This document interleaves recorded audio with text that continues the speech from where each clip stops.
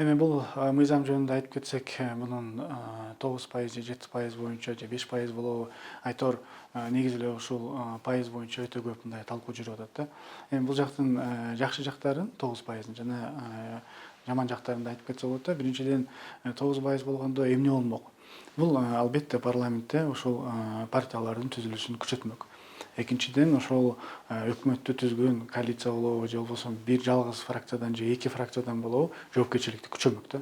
Анткени мына биз көрдүк, ушул парламентаризм өткөзгөндөн кийин ушул канчалаган коалициялар болуп атты, канчалаган коалициялар бузулуп атты. Ошол эле учурда коркутуп, чыгып кетип, мындайча айтканда өкмөттүн туруктуусуздугу көрүнүп атты да. Жана ошондой эле баягындай желик кылып бөлгөндөй эле министерстволорду бир 5-6 партия бөлүп алат дагы, анан кийин жоопкерчиликке келгенде эч ким жооп бербей аткан да. Эгерде ушул жагын карап көрсөк, анда бул 9% өзү негизи мындай жакшы эле нерсе болмок да, мындай инструмент катарычы. Бирок ошол эле учурда биз мындай нерсеге дуушар болуп калышыбыз мүмкүн. Мындай сүйлөй турган бир оппозиция келбей калышы мүмкүн да.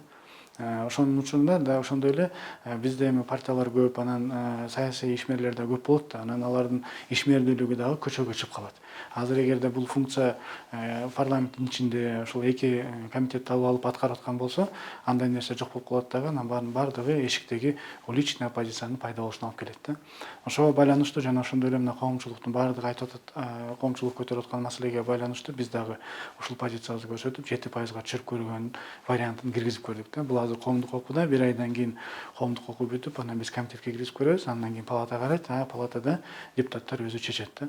Негизи эгерде биз мына көбүрөөк эчикте дагы парламенттеги катышам деген немелерге мындайча айтканда бир кандайдыр бир жол түзүп бере атабыз. Эми мисалы 3%га же 5% болушуна мен өзүм деле мындай жеке каршымын, анткени дагы деле баягы маселеге келип калат. Эгерде көп бул жака партия келип калса, анда жанагы түзүлүштүн, фракциянын түзүлүшүнө, өкмөттүн жумушуна, өкмөттүн жоопкерчилигине бир аз биздин учурда, биздин менталитетте, биздин мамлекетибизде бир аз туура келбей турган нерсе болуп калат экен да. Ошон үчүн болсун, албетте көбүрөөк күчтөр келсин, көбүрөөк немелер келсин, бирок ошол оптималдуу вариант деп биз 7%га токтолдук.